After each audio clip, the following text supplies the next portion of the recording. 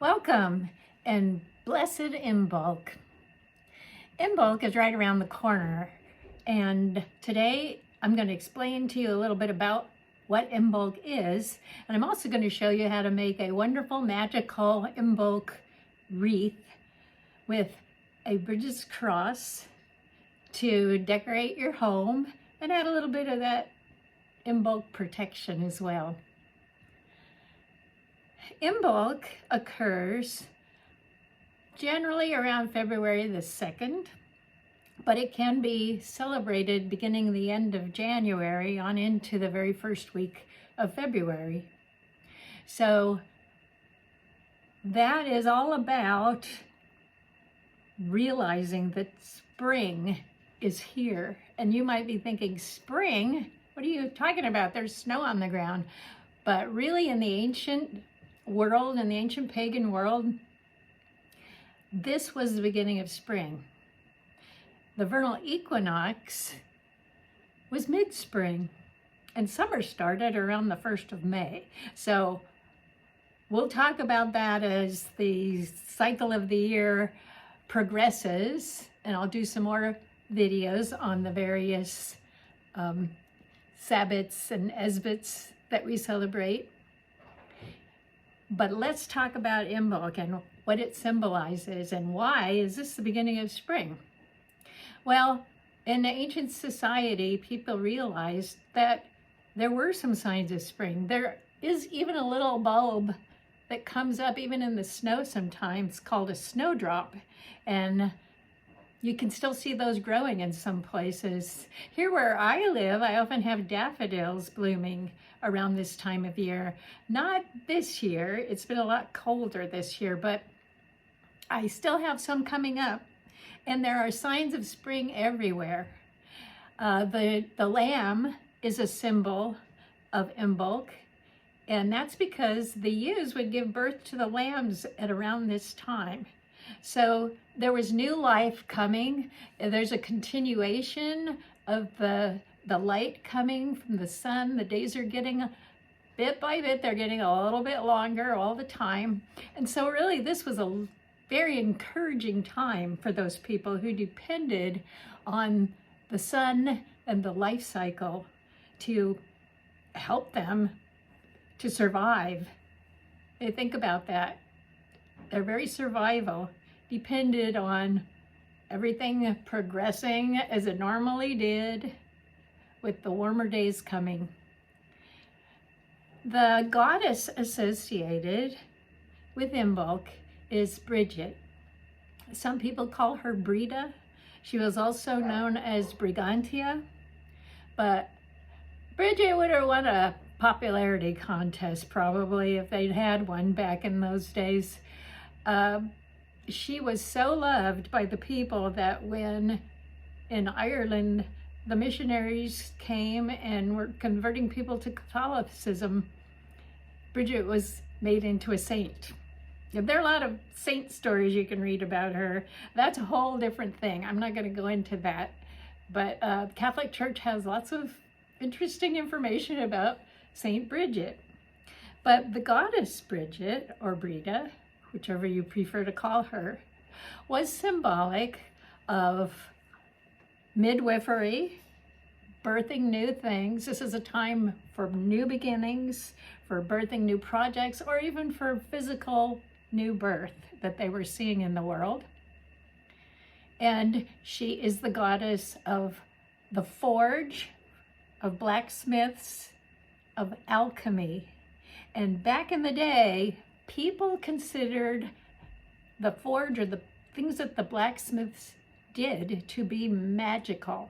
They were alchemy because that blacksmith could take raw materials and create something new and very useful, their tools and their weapons. And it's interesting because the forge is the flame, the heat, and that is one of Brigid's symbols, is her healing flame. And in Ireland today, the nuns, interestingly enough, I believe it's in Kildare, they keep her flame burning. There was a long time when the flame was extinguished from ancient times, but they decided to light her flame again. So if you go to Ireland, you can go and visit Brigid's flame. Okay, so that's why she is associated with the blacksmith. And the other thing she's associated with, it's just threefold, is poetry. So Brighid has her healing flame. There are also a few different healing wells in Ireland called Brigid's Wells, and people go there and they send their petitions for healing to Brighid. So she's a wonderful, warm goddess. A lot of people associate her with fire, the element of fire. Some associate her with water, and others associate her with air because she also represents the sun rising at dawn in the east. So I am sure there are a lot of videos on YouTube about Brighid. So check them out and do some more research on her. I think you're going to find that she is a wonderful goddess to work with, and she's a great goddess for the home. Another thing that is one of her symbols is Brigid's cross. I have one here on my necklace. This I got from Mickey Mueller's Etsy store, if you want to check that out. And today I'm going to show you how to make a Brigid's cross and how to also incorporate it into a beautiful magical wreath. So if you're ready, let's get started. So there are a couple of ways to make a Brigid's cross. One I feel is a lot easier than the other way, but I'll let you be the judge of that. I'm going to show you the easier way first. And before we start on that, I want to point out how you can use various materials for making the crosses. Basically, you want something that will, if it's plant material, make sure that it's a leaf, a long, strappy leaf of some sort, that when you bend it, it's not going to snap and break, okay? That's really important. People, you make these out of straw sometimes, but you have to soak the straw for a while to get it to the point where it's not going to break or snap in half, okay? This is a plant that grows easily here.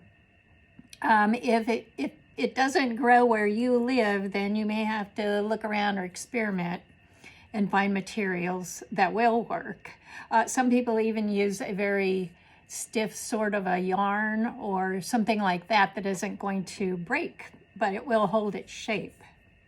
So this starts out green, and this was actually made out of the same materials, and you see as it dries, it turns this brownish, light brown color.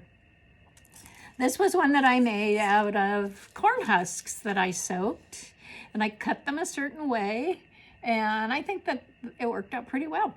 I really like this one. Okay, so I have cut my leaves into sections. This is a little less than 12 inches probably, but you can experiment with the size over time, okay? You'll decide what size you want to make your cross. And afterwards, you can trim the leaves, the ends of the leaves at an angle like that. And that makes it look a little bit neater. So this cross, when you put it together, you see there's a sort of a square shape in the middle, okay? But I'm going to show you the trick for getting that to work, okay? We have a square, or a rectangle, right there. And I have taken my leaves and I have bent them ahead of time, so they're all ready to go. Okay, so I have 1, 2, 3, and 4.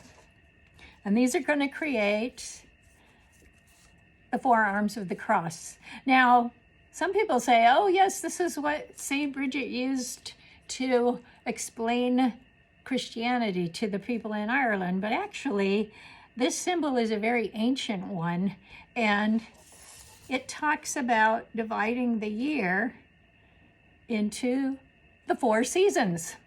Okay, so it's really symbolic of the 4 seasons. Some people also say that this was an ancient solar symbol as well. So any way you want to look at it, let's get started with this. So you can see that if it's separated like this, that it does form a square in the middle. So you can start out with this leaf bent in half, and then you can see that the second one wraps around it like this. Okay, so we have this section right here. The next one is going to go down, so I'm going to wrap that one around there. You want to make sure that it is enfolding the leaf that came before it. Okay, so now I've got this much. The last one is where you do something a little bit different. You are going to enfold this leaf. You're just basically going around, and then these, try and hold that together, they're going to go through this loop that it made. See there? You're going to put those through there. It's like weaving. So you're going to weave it right through there. And now I have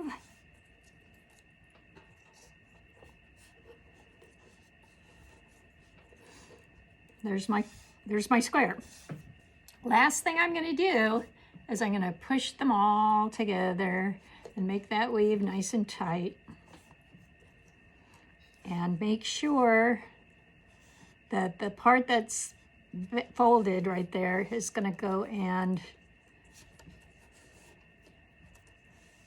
hold on to the leaf that it's wrapped around. And there you are. That is the easiest way. Then you want to make sure that the leaves are actually lined up and sitting on top of each other.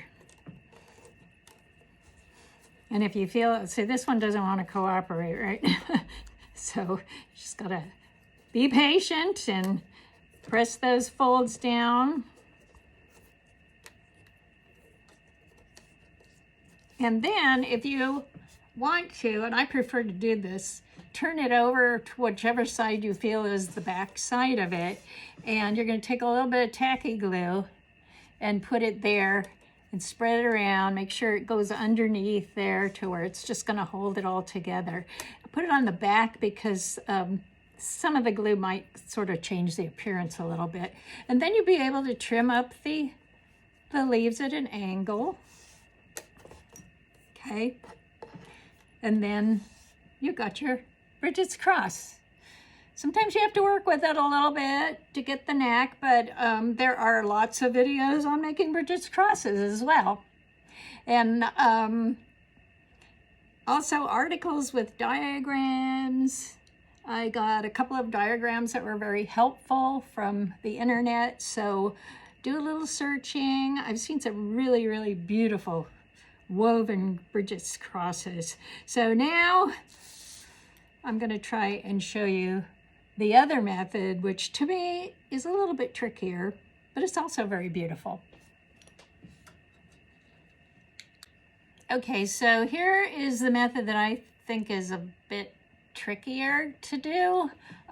Maybe some people would disagree with me on that, but it's, in some ways it seems simple, but you really have to be able to hold things down while you're working with the materials. So I'm going to be practicing this more because I really like the way this looks. So same thing, you're going to, oh, and these, I did cut those wider leaves down the center so I have a thinner leaf, okay? But at the same time, I'm going to go ahead and bend them again in half. Bend them in the middle. And you might want to use more of these than just 4. There is a way to continue with that simple one that I showed you and make it a little bit more complex, but I'm not going to go into that today. I just wanted you to be able to make a basic Bridges cross. And that is the most basic one that I just showed you. Okay, so this one's a little bit stiffer. Try and get those nice and bent. Okay, actually there's going to be one that will be straight on this technique. And then you will take one and just wrap it around there like this. And you're just going to be going around doing the same exact motion.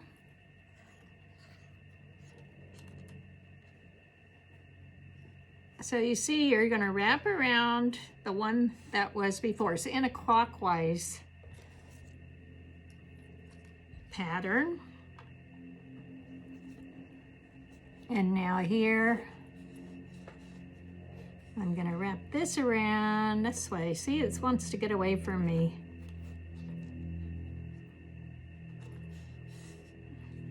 Suppose you could like pin it to a board or something. That might be a better technique. And now this one will come up this way. And you're going clockwise around that way. So you can see, I have a hard time with this one because it just doesn't want to stay still for me. There's got to be a technique for keeping everything straight, but you get the idea that you're just going around in a clockwise fashion, that each time you're wrapping a leaf around the ones that are next in line there. And these kind do look nicer if you can make it a bit fuller. But you can see that I am getting that kind of a square pattern in there. But as I said, I'm a bit challenged when it comes to making this type. If you know of a better way to make this type, if there's a secret, please post it in the comments below, okay? But so each time in a clockwise fashion, you're trying to wrap that leaf around there. And it should look something like that when you're done. I haven't put any glue on this one yet. Okay? So anyway, let's say you've got your beautiful Bridges cross that you made. And now I'm going to show you how you can use it to decorate a wreath. Okay, so I've got a grapevine wreath that I actually was able to make out of a grapevine that I grew. I was really thrilled that I had this much grapevine that I needed to trim off my plant. And it was very easy to just wind it around into a shape, this nice circular shape. And I secured it with some brown wire. I only needed to really secure it in 4 different places, but if you would rather, you can weave a brown cord or whatever color cord you want to around there, because it's your creation, right? So this wreath is about the right size for my Bridges cross that I made here. And so I'm going to be setting it in the center here and gluing it in place. And that I'm going to do last because, first of all, I had some of these lovely red and white berries. And guess what colors are associated with Imbolc, right? I left that out. Red and white are great colors for Imbolc. I'm just going to twist these two together. You can find these at a lot of craft stores this time of year or at Yuletide. But you could use ribbon. You could use red and white ribbon to weave around there. This is totally up to you. And if you wanted to, you could even make a smaller Bridges cross and set it and put it at the side, or even make 4 of them. But it's totally up to you how your wreath is going to look. And if you do make a different type of wreath, please share. I'd love to see your pictures of them. Okay, so I'm going to wrap this around the wreath, and I'll be right back. So there you go. This actually had wire in it, so it's very easy to wrap around the wreath and decorate it in that fashion. But as I said, you could use anything you want to decorate with and incorporate those colors. Okay, so I'm going to put a drop of this tacky glue on the end tips of my cross. If it wants to come out eventually here, did a while ago. Come on. Okay. Put a little bit of that tacky glue on there. If you'd like to use a glue gun, feel free. And use hot glue. But just at the very tip here. And then you can just set your cross on top of the wreath.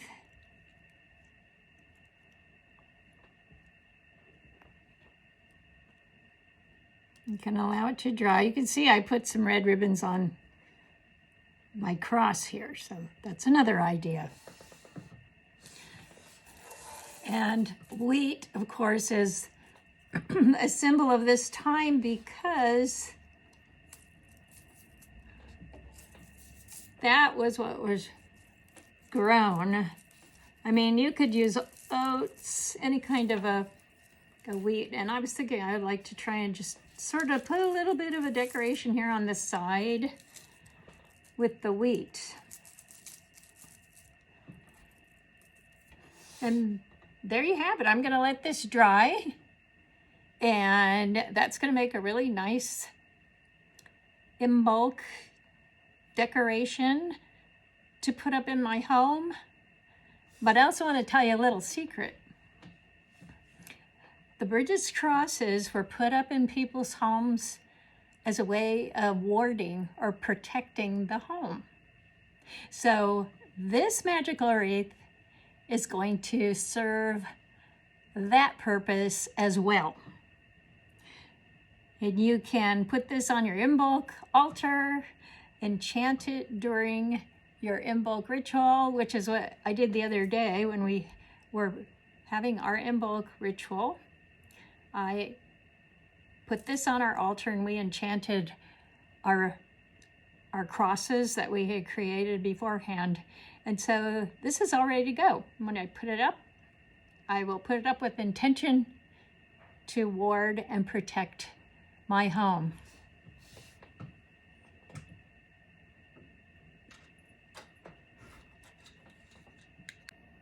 So there you are. I hope you make a beautiful Brighid's cross and Imbolc wreath, and that the days ahead of you are sunny and bright and prosperous. And now I wish you a very blessed Imbolc.